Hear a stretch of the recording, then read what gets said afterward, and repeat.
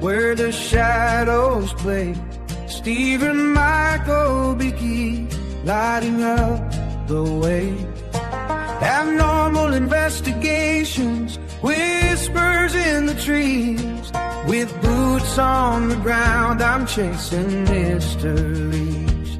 Shining lights into the dark, unveiling what's unseen. Through the haunting silence, I walk where others dream. I'm on the ancient woods, where legends come alive. I'll uncover the truth, feel the shadows strike. Footsteps on the trail, echoes in the night, searching for the secrets hidden from the light. Cryptids roam the wild under the moon's embrace. With every rustle in the leaves, I feel their haunting grace. Shining lights into the dark, unveiling what's unseen. Through the haunting silence, I walk where others dream. Among the ancient woods, where legends come alive, I'll uncover the truth, feel the shadows strike.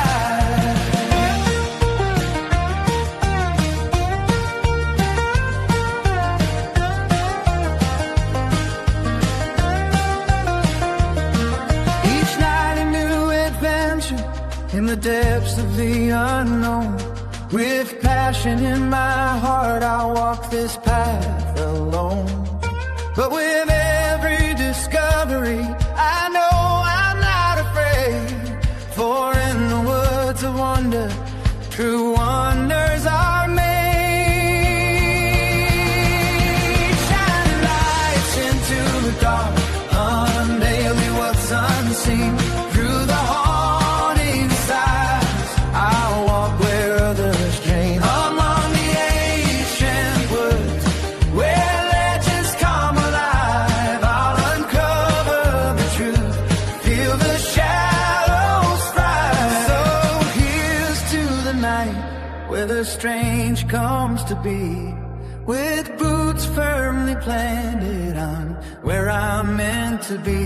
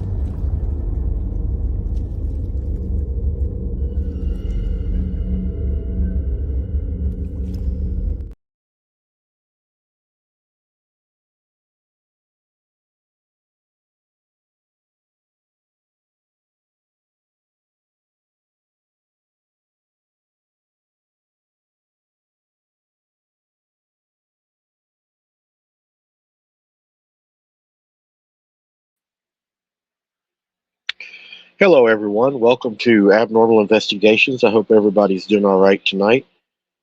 Oh, man, we got a night planned for you guys. Don't forget, after we do this live here with Mary, we're going to be also going out tonight at 8:45 to do a boots on the ground. So that should be pretty exciting, also. Guys, without further ado, I'm going to go ahead and get Mary on, and we're going to start the show.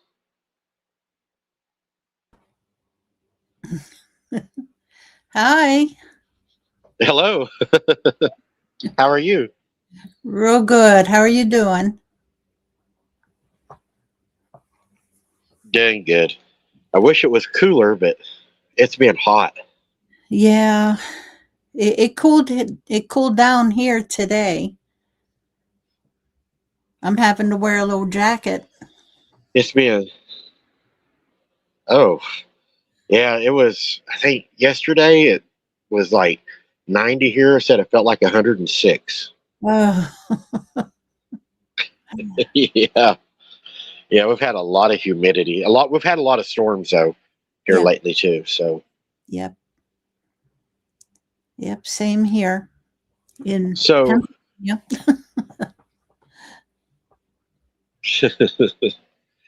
so what got you interested in Bigfoot, Mary? Oh, well, whenever I was a kid, I saw one. I was 11 years old, and I saw one, but it was many decades later whenever I saw my second one. Uh, and uh, and after that, I kind of jumped into it with both feet because I wanted to learn more about them.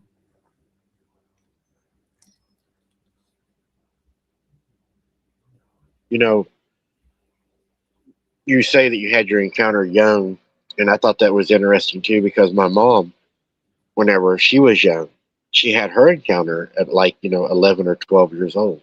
Yeah. And it seems like it's always people have their first encounter when they're young a lot of times. Yep. Yeah, I was 11. I was 11 whenever I saw my first one. And it wasn't a scary encounter. It was, I was just hiking along a trail and uh, it crossed the path in front of me and stopped and looked at me, and then it walked on. But I, at that time, I had no idea what it was. I really didn't figure it out until quite a few years later. But no, So you I'm didn't feel. We just got a little bit of a lag. It may be because we got storms around. I was just wondering, did you feel threatened by it? no, not at all. It was big, but and it was covered with hair. But heck, I just thought it was some guy in a fur coat, black fur coat. But it was, um, I think, sometime in May or June. I can't remember. But the weather was warm. But yeah, he was covered in black fur, and I don't know. It really didn't scare me. He didn't do anything that was threatening.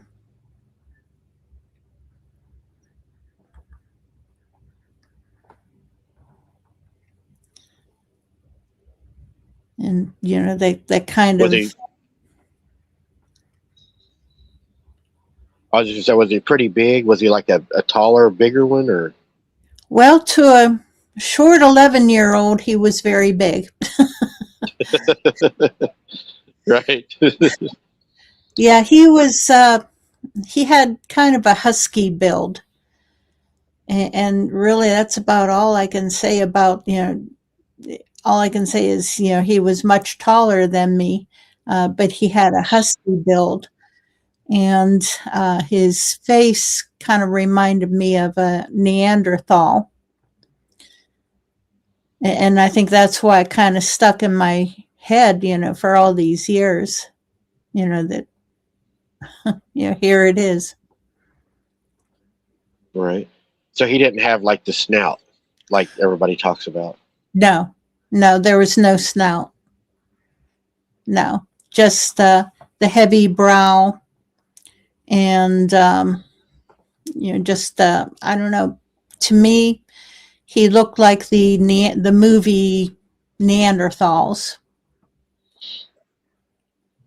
Right. Do you think the one that you encountered later on in life, do you think it was the same one? No, no, I was, I was about 70 miles north of there then. And this was, let me think, like 40 years later. So no, I doubt very much. In fact, the second one, his hair was like a brownish gold. His hair kind of sparkled in the sunshine. So it kind of sparkled gold. But it was like a brown, rusty brown. Oh. Did they ever try to like communicate with you? Did mind speak or anything like people talk about? Mind speak, no. The second one, he would come around to my house and he would beat on the walls of the house.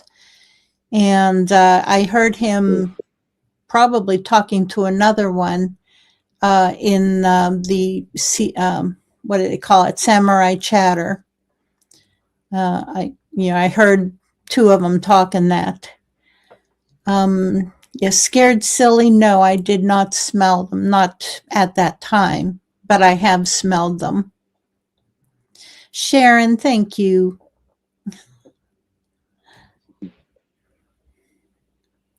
Yeah, I've used to ask Granny about whenever they would come down around her house, and they never really talked a whole lot about smelling them either. They would Yeah, say, sometimes they would smell them, but that really wasn't something that they would smell all the time. You didn't no, always smell them. no, no. It was whenever I would be out in the woods hiking around or exploring, I would smell that horrible smell, but I didn't see them whenever I would smell them. Whenever I saw them, there was no smell. I wonder, and I don't know, but I've wondered before when we're in the woods, and because I've walked through areas sometimes, and you smell like a strong urine smell, and Yeah. I've wondered because when I deer hunt, they'll do that, the butt to mark their areas, and I've wondered maybe is that more of a territorial marker than it is actually their smell? You know what I mean? Um, I don't know. I kind of liken them to the mountain gorillas because the mountain gorillas will put out a similar smell. It's a musky sweat, boys' locker room, piss, blood, poop, everything all mixed together smell. But whenever the Yes. gorillas put it out, it's more of a stress reaction whenever they're under high stress. And it's possible that that's what the Bigfoot do also, because I may have been wandering too close, to them, their territory, or wherever they were hiding at. And they just put out that smell to, as a stress reaction, or maybe even for just something for me to go away, to repulse me. Who knows? Right. Kind of like maybe like a skunk would do if they feel threatened. Yeah. That makes sense because I know I've been out there in the woods before, and I deer hunt, and a lot of times, I go out before the sun's up, and I'm sitting at a tree waiting on, the sun to come up, and you hear all this walking around you, and you'll smell something every now and then, but you always tell yourself, oh, that's probably just an armadillo, or, it's probably just a raccoon. But Yeah. really, you don't know what's walking. There could be anything walking in that dark. Yeah. Because it gets pretty dark underneath those trees down there. Yeah. Especially in the evening time, it's kind of weird because you can see daylight outside of the trees, but when you're in the trees, it's a lot darker. Oh, yeah. Oh, yeah. Whenever So they, what are yeah. what are some of the things do you think these things are? What do you think they're trying to do when we're out there? Do you think they're dangerous to us? Do you think they want to just be left alone? I think that there are ones that, or most of them, want to be left alone. There possibly are a few who are dangerous to us. And, those are the ones that, you have to be cautious of and always on the watch for, because you never know. Okay. Have you Mouse, ever you never know. had one hitchhike follow you home? Yes.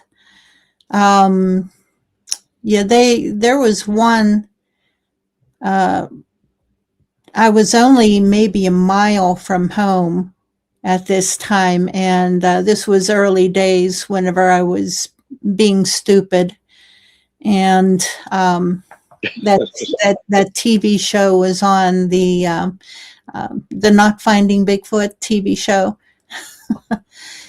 Well, Yes. yeah, I was imitating some of their calls that they were doing, and I was about a mile from home, and I did not get any response. So I figured, oh, okay. So I went on home, and then middle of the night, well, about 2:30 in the morning, I woke up to multiple Bigfoot pounding on the walls of my house. And then there was a small one, probably a small one, up on my roof, just running back and forth. We lived in a low ranch house, and who knows, they may have tossed one up there, or God knows what it was up there, but I could hear something just running back and forth, across the roof, and then them pounding on the walls. And yeah, that terrified me. I think that was Oh yeah. that was a brown shorts definite moment. I used to tell people, when I was at Granny's house, they would get on the roof, and my mom worked a lot, so she would watch us. And at nighttime, my mom had went through it too. Me and Mhm. my cousin sometimes, we'd cry. We were scared. I mean, you could hear them beating on the house. You could hear them Yeah, at the back door. We didn't want to go to the bathroom. We were afraid to go to the bathroom, and yeah, it was always, Granny, will you sit in the kitchen? Will you turn on the light for us? And you know, you're always in the back of your mind. You keep thinking, I hope that door, I hope that lock holds. I hope that door don't open. You know, They used to yeah. scare us to death. I hated that feeling. Yeah, my husband had worked long hours that day, and whenever he came home, he ate, took a shower, and went straight to bed. And he was just out. So while this was going on, here I am, I'm shaking him and trying to wake him up, and he wasn't waking up. And finally, Oh no. it went on for about a good half hour. And by the time I got him semi awake, it was over. And I made him get up and check all the doors and the windows. And He said Right. he doesn't remember me waking up or anything. You know, do you think they're beating on? I've always wondered as a kid, do you think they're beating on the house to try to come in? Or do you think they're doing it to scare us or, tell us, hey, don't do what you just done? In that particular circumstance, I think it was more of uh, I was up in their territory, and here I was making a call because I'd been up there before and nothing happened. Just the matter that I had made one of the calls, and I think that's why they all came down and was beating on the house. The one he would whack the side of the house like one or two times, but it wasn't that often. He would maybe every 2 weeks or so he would come and just hit the side of the house. But then he'd also look in the windows, and my dog would get all terrified and everything because she knew that he was there, and that's what would alert me. Other than him beating the side of the house, but he, before he would whack the side of the house, he would look in, and my dog would alert to him, and her alert would make me alert. So I knew that he was there even before he hit the side of the house. But that night, no, there were multiples of them.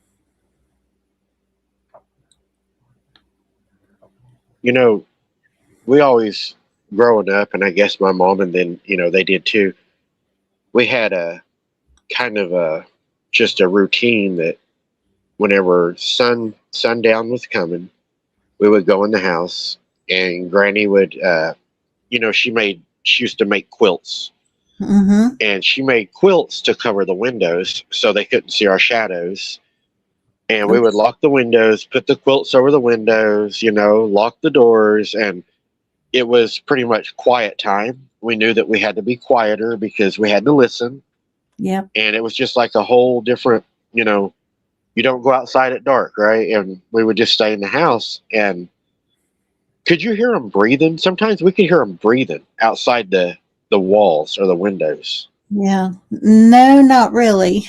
Just whenever he would, I guess, deliberately brush the side of the house, just to let me know that he was there, on that side of the house. Because usually, whenever he would do that, I would be in the family room, and my dog would alert.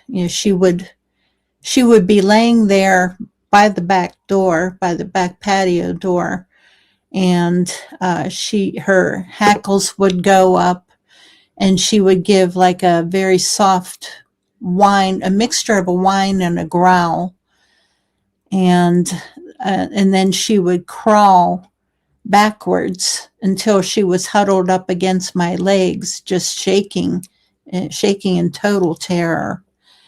And this went on for quite a while, and Mama Bear started to come out, in me, protective mode, because Right. I didn't like to see her so terrified. So the one night that happened, I had just had it up to here with them, and because I took it as him bullying her and trying to bully me. Right. So I jumped up and I ran to the back door. I grabbed a golf club that I had sitting there, and I ran out the door after him. And I Oh, was wow. just hollering at him. And he ran away. He ran up over the hill. Luckily for me, I don't recommend anyone to do that. Please don't.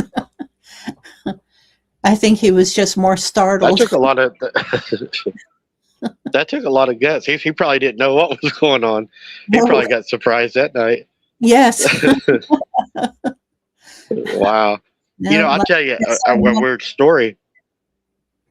My mom had a little dog too, and their little dog's name was Tippy.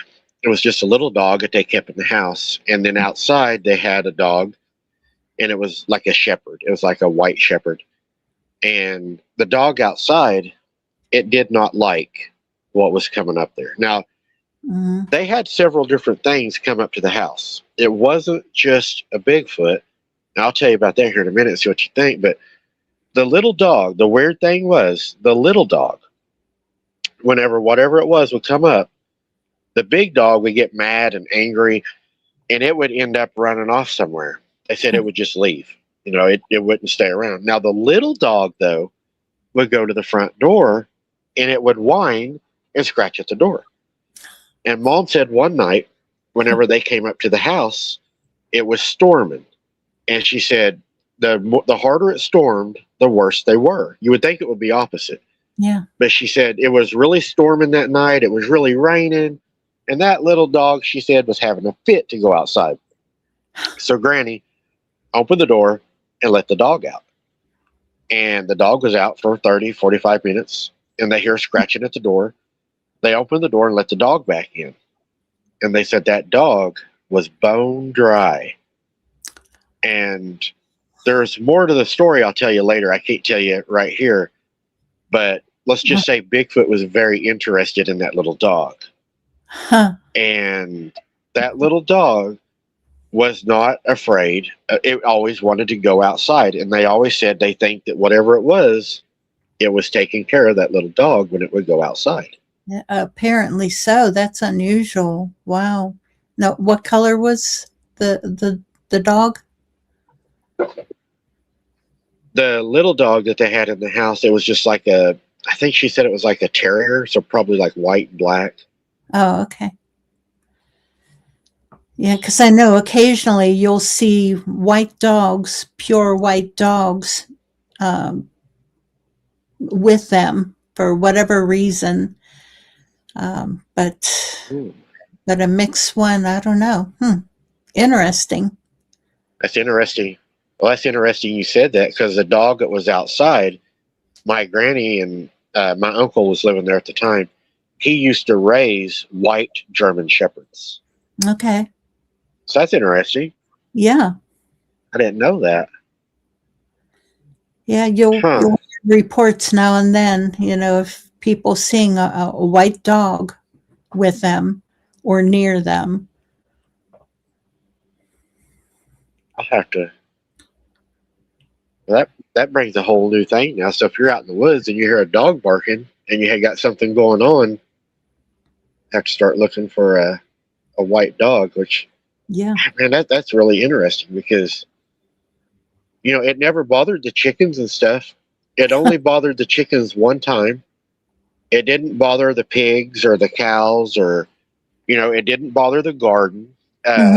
We lived in the country, and Granny and Grandpa, they pretty much lived off the farm. They butchered and canned, but there was an incident when I was younger.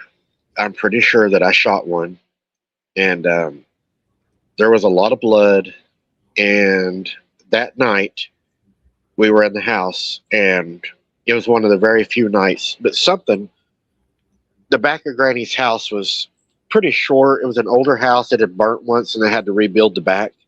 So it wasn't real tall. It was probably 8 foot off the ground.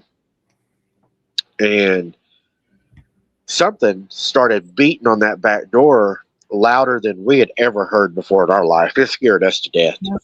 Granny ended up calling my uncle. He drove down there, didn't see anything. He shot his gun in the air a few times. It left. The next morning, whenever we went outside, it had took a chicken and beat the door with the chicken. There was chicken all over that door. It had just shredded that chicken. Jeez. Wow. So I don't know if I made them mad. Yeah, there must have been plenty of, as long as there's enough food in the area, there's no reason for them to bother, our livestock or anything like that. It would only be out of retaliation. that they would do something like that on the most part. But yeah, Cheryl Wood comments about where she heard a story where a Bigfoot pulled a dog's head off and shoved it through the dog door. It's that would be in retaliation. Probably the dog itself may have been one of those dogs that just would not quit barking and alerting. They hate dogs that will bark and bark and bark and alert to them that they're there. And quite often that's what will happen. Or else the dog was loose and came after it. A good Bigfoot dog, one that people have who go bigfooting, they'll take a dog along with them. That dog is a good Bigfoot dog if it's afraid of the Bigfoot, like terrified of them. Because like my dog, it'll alert, by being afraid. So, I have a different dog now, but I still, I watch her and her reactions whenever I'm out in the woods or camping or something. So the tree knocks. Mm-hmm. A lot of people ask me, what do I think the tree knocks are? What do you think the tree knocks are? Just another communication process. The one knock is probably just a hello, anyone in the area, or and the two knocks might be a response of, yeah, here I am. After that, who knows? Right. I had a lot of people say, well, they always hear them in threes, but a lot of times I don't hear them in threes. I can be out in the woods, Yeah. and I'll hear like a loud, hollow pow, and then you look, you don't see anything, and I may not hear it again. Yeah. And but I've also been fishing, and across where you can't see, but like across the water on the other side of the bank, a tree would just fall. Yeah.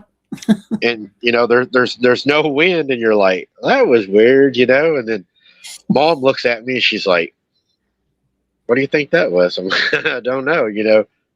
We usually end up staying, but it's weird. I mean, because you'll hear it just crackle and break and then just fall, And no wind or anything like that. Yeah.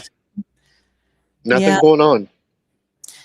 I know the one night we were at a camp where there was probably around 30 of us, and we were just sitting around the campfire, and a tree got pushed down about 100 yards behind us, and we just looked over and said, okay, yeah, they're here.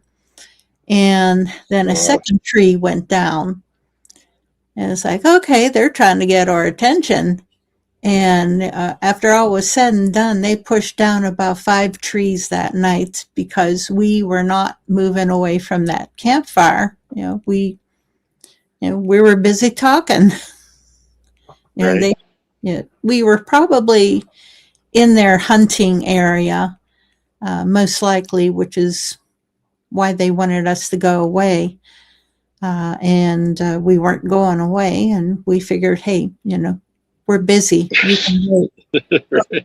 Go hunt someplace else. Do you camp in a tent when you go camping, or? Yeah, Oh wow. I had a truck cap for a while that I camped out of, and then I traded that pickup truck in for a ProMaster van, and I was fixing that up, to be like a base camp. Oh, it was nice, but couldn't afford it. The thing was doggone expensive. So I'm back to the tent again. Have you ever had one of them approach your tent at night while you've been in your tent, like see the shadow or? No, I haven't seen any. I would hear something walking around or walking by sometimes. Wow. I would just set off the alarm on my key fob and and say, "Hey, go away." See, I don't know if I could do that. You're braver than I am. I don't think I could sleep, and I think I'd be awake all night just listening, waiting to see that shadow walk up to my tent. I don't know. I've been by them so often. Yeah, I've had rocks thrown at me and tree limbs thrown at me, and I've been bluff charged, uh, but they haven't hurt me. So I figure it's all tactics to make me go away. And sometimes, while the bluff charge was a something that they did because I wasn't moving, I was not going away. They had done a whole bunch of stuff before the bluff charge, and I had a disabled lady with me, and I couldn't go. There was no way that I could go. So I kept telling it. I said, "You have to wait. We can't go yet." And yeah, I guess he got impatient and bluff charged, but it was probably a juvenile because he didn't come out in the open. He stopped just short and stopped just behind the tree line. But no, he was trying to scare me out of there, and I'm sorry, but I couldn't go, and I wasn't going to Wow. leave the disabled lady there by herself. So, do you think in these missing cases like the 411 and stuff, do you think that the Bigfoot are responsible for some of those, or? Uh, Most likely, yeah, either Bigfoot or something else, another cryptid possibly, but yeah, there's some nasty ones. They're as individual as we are, and you never know. Whenever one may be having a bad day, or else it just may be a mean, nasty one to begin with. You don't know, and so yeah, no matter what, you still have to be careful. And yeah, sometimes I do push my limits a little bit too far sometimes, which I never suggest anyone do. But I go on pure instinct and pure stupidity sometimes. So, I'm but glad you said that because that's what I do when I'm out there. Some nights it can be crazy and yeah, I can stay longer. And yeah, some nights I just want to leave. Honest to God, I just want to leave. I don't even want to be there. I don't even want to get out of the car. Have you ever done that? Like I'll go to a place and yeah, everything will be good. I'll be, all excited about, hey, we're going to go down here and walk down the creek and have a good time. And you get there and you're like, man, I don't even want to get out of the car. yeah, And when you get out of the car, you're putting your stuff on and you're just like, I don't yeah. know. It's hard to explain. It's just like scary feeling. It's like, man, I don't want to be here. Absolutely, yeah. There was one day I was heading into a nearby state park, and I was going to go hiking down a trail. And I had just gotten out of my car and just started at the beginning of the path. And then all of a sudden, it was like I hit a wall where all I could feel was just danger. Yeah, and that's the feeling, the intense feeling that I got was danger. So I figured, okay, I'll hike somewhere else. But in the meantime, I had my camera in my hand and it was on. So I just started snapping photos as I was walking out. And I was looking them over later on and found what possibly, and I'm not going to say absolutely, but I found a small, tiny figure up in a crook of a tree, and which to me looks like it would be a baby Bigfoot. But again, I'm not going to say that's what it was. Who knows? But it could be that I was walking into a nursery situation or something, and so I was being warned away. When my mom had her first encounter, she was, like I said, probably about 11 years old. And her mom and dad had left her in the car. They had went and bought groceries, and they were carrying groceries in. She had fell asleep, so they left her in the car. She woke up. And whenever she went up to the house, they had two large, like, cement steps that went up to their front porch. Mm-hmm. And their front porch was a big concrete pad that was poured that went into the house. And Mom said while she was walking up the steps, it raised its head up and it looked up over the steps at her. And I asked her, I said, what did it look like? And as long as I've known Mom, and I've asked her a million times, she always says the same thing.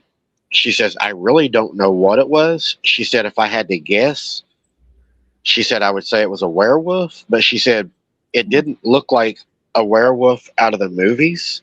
Yeah. She said the closest thing that she ever told me that it looked like, and she said not exactly, and it wouldn't be that, but she said the closest was that werewolf on the movie Silver Bullet.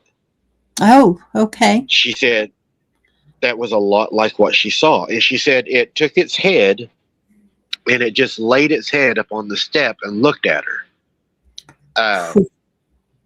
There was another gentleman that come down there, and he was the big guy that I guess it ran around town during my mom's time. And, you know, the tough guy that beat up everybody, wasn't scared of nothing, the big, strong guy. And he was like, yeah, I'll get rid of it for you guys. I'll come down there and get rid of it, you know. And my granny was like, I don't know if you want to do that. And he was, you know, he thought it was window peekers. Okay. So he goes down there. He's sitting on the couch. And Granny said every night at about the same time is when it would come up. Well, he was sitting there, and about the same time they said they heard, you know, the knock at the back door. It starts knocking on the door. He jumps up, runs out of the door, runs around to the back of the house. And then they said he comes right back in the house. They said he was as white as a sheet. He just fell on the couch. He never came back down there. Now, this is 50 years later, right? And whenever I started doing this, I reached out to him. Mm-hmm. He would never tell anybody what he saw. And he told me he didn't want to talk about it. I talked to his daughter. And I ended up getting a letter. And the letter that I received, he had got sick and was dying. And the letter that he wrote me said that whenever he walked around the side of that house, Granny used to dump scraps into an old hog trough off the back porch. Oh. Because Grandpa didn't want her to go outside because he was always gone. He said when he walked around the back of that house, he said the same thing. Looked like a werewolf. He said it was standing up on its hind legs, and it was grabbing the slop out of that old trough. And instead of eating it from the front, he said it was kind of like shoving it in the side of its mouth. And it was running down it. And the part that scared him the worst is he said it turned its head at him, tilted its head, and it said, hello. Oh. And that just... Now, when I stayed at Granny's, I did hear them speak. Mm-hmm. But I never heard them say a sentence. It was always one word.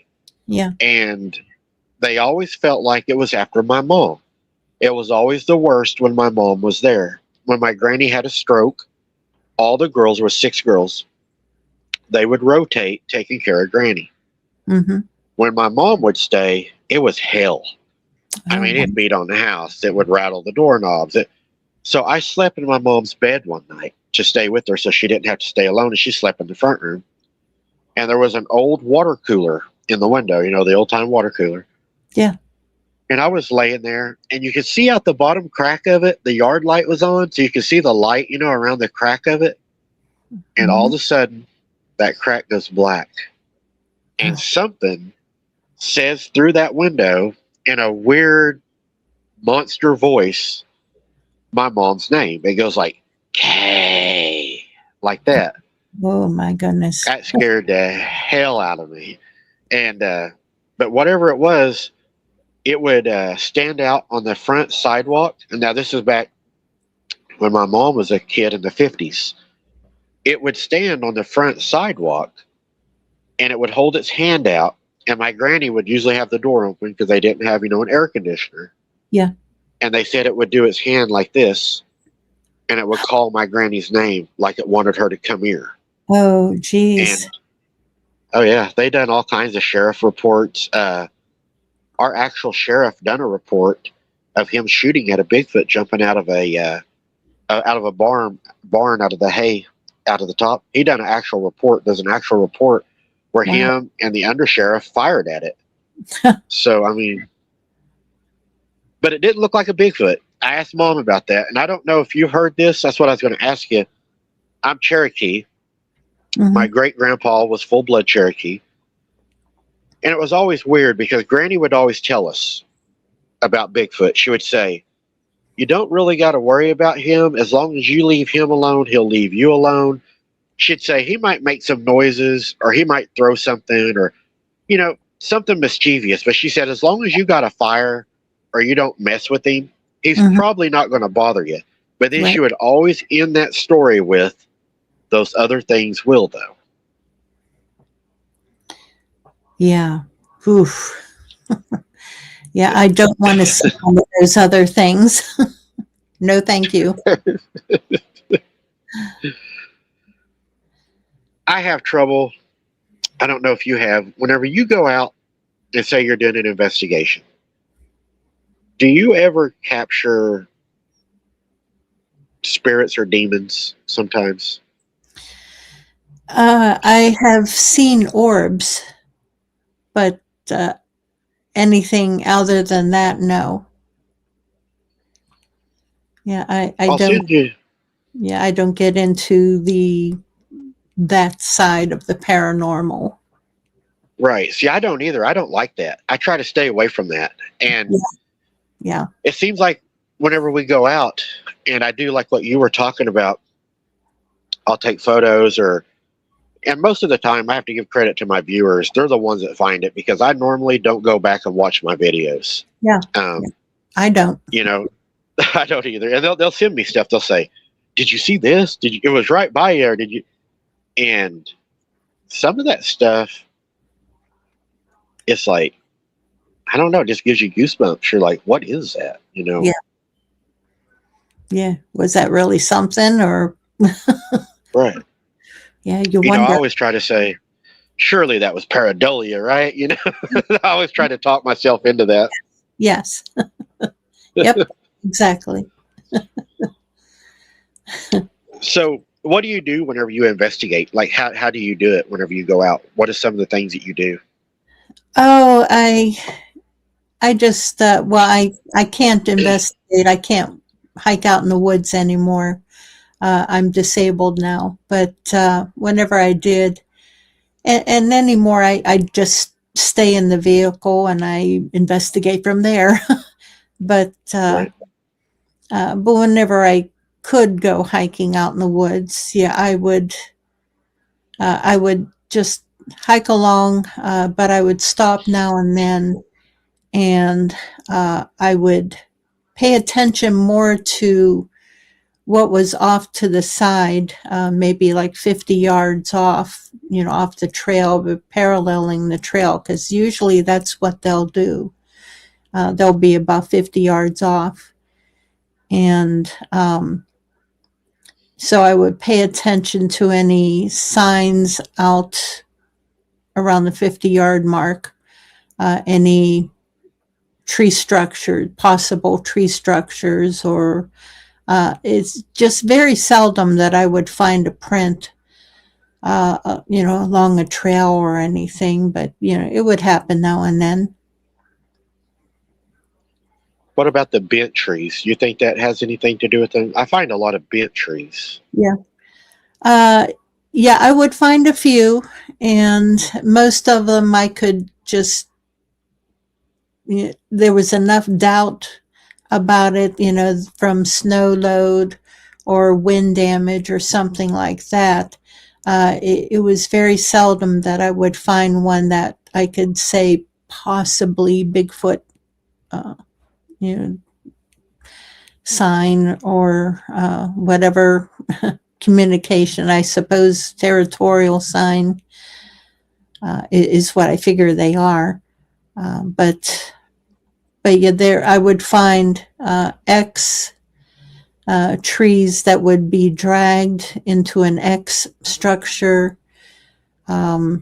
trees that would be broken and off to the side, or just trees that would be bent.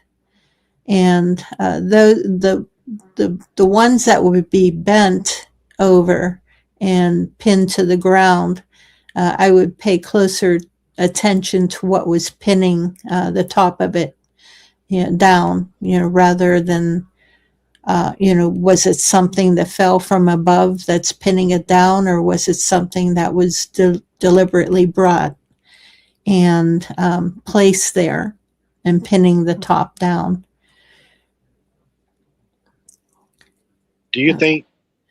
What do you think the X means? Good question. All I can think of is the traditional thing, possibly danger.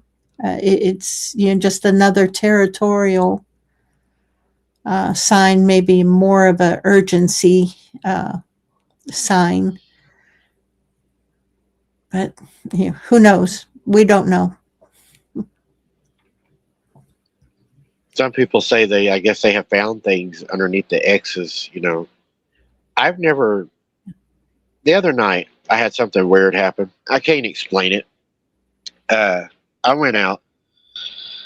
It was doing a live investigation, and the water right here, right now, our lake is flooding. So the water's coming up, and some of our low water bridges are underwater. So something was, I don't know if you would call it a howl or a whoop. It was in between. It was kind of, I don't know, it was weird. And I saw some eye shine, and I heard something run off of the bridge. The bridge is an old time concrete bridge. It has a concrete like slab, more or less, with the concrete sides on it. And I ran up there. I had already walked across that bridge twice. And when I got up there, I was ready to leave because there was a gar fish, big size gar, left in the middle of the bridge, still laying there, its head turned around. And then there was another one laying at the end of the bridge. And I called it. I left because I've never had that happen. I wasn't sure exactly what was going on at that point. Yeah, who knows? Yeah, I wouldn't take it as a present. Yeah, that's what I thought. I was like, I don't think it's leaving it for me.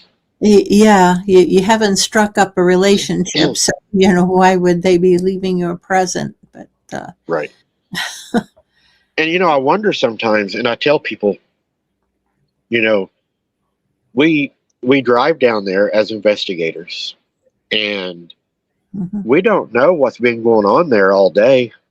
And there's no telling what we drive into and then get out and walk into it. I mean, they may have been active down there fishing, and then all of a sudden, this crazy guy shows up with the flashlight and he's yelling and whooping and beating on trees, and we ruin their fishing spot, right? And they get mad at us, and they're like, why would he come down here and do that? Yep. A lot of things run through my mind when I'm down there, probably that shouldn't, because I get to thinking like, man, what if there's two groups down here that don't like each other, and I'm like walking right in the middle of them? I think you would hear it before you even got there. Yeah, because I think about those things like what noises were happening before I got there, what was going on before I got there. Am I walking into the middle of something? It's scary. Yeah. Yeah. Yeah. Mary, I've had you almost an hour on here, but I want you to tell everybody about your channel, how to find you, and how we can support you, because I want everybody to go support you. Oh, well, thank you. I am on Facebook, and I have a group of almost 20,000 members. I've since changed the name, but if you type in Pennsylvania Bigfoot Project, see the behind me, and unfortunately you have to spell out Pennsylvania, my group should come up. And you can join my group and come in, say hi. We're a very welcoming group. I also have a YouTube channel. And for that one, just type in PA Bigfoot Project and you'll find it. And subscribe, like. I have a podcast every Wednesday evening at 7:30 Eastern Time. And I'm also on X, but that's mostly other conversations, a little bit of Bigfoot, but other stuff that I'm in there for. But come on Facebook and go ahead and friend me. If you have any questions, I welcome friendly conversations, and anyone that I can help out, I'll do my doggone best. Well, I sure enjoyed having you here, and I'd like to have you back in the future as you learn things and get more stories and you can share with us. And I encourage everybody to go subscribe to you and support you. Wednesday nights at 7:30, guys. Go check her out. Go support her, subscribe, share her out, help her grow. And Mary, it's been a complete honor and a pleasure to have you with us tonight. I really do appreciate your time tonight. Well, thank you, Mike. Thank you for the invite. I did enjoy this very much, and looks like you've got a pretty good crowd there. A lot of friendly people I see with great questions too. And there was one in there that I missed, and I forgot to answer. It was someone had asked if I had ever gone to Land Between the Lakes, and yes, I've gone there a few times. And wow. I love it there. Absolutely love it. And yes, there's been activity. Wow. Well, Mary, we would like to have you back sometime. And if I can help you with anything, reach out to me. Right. I will change my my Facebook page. I'll put you where you can just where you can post, and you'll automatically be approved. So feel free to post anything you want to post on our Facebook page. All right. You're totally welcome. It's a pleasure and an honor to have you. Thank you. Thank you so much. You're very welcome. All right. Well, you have a good night, and God bless. And we'll be in touch. All right. Great. All right. Guys, she's an amazing guest. I really enjoyed her coming on the show. She has a lot of information. She's one of the the OGs. She's been out there and she's got a lot of activity. She's seen a lot of things, done a lot of things. And again, go over, check her out, subscribe, support her, share her out, go say hello to her pages. What I'll do is, moderators, if you could you get her links and go ahead and post them in our Facebook so people can find her, and that way they will be able just to click on the link and go see her. And I guess, guys, I'm going to go get ready to go back out tonight on our other adventure. We're going to do a boots on the ground tonight at 8:45. I want to thank each and every one of you for being here. As always, keep your head on a swivel. Don't be something's dinner. We'll see you on the next one. And again, Mary, thank you for showing up. It was a pleasure and an honor. We'll see you on the next one, guys.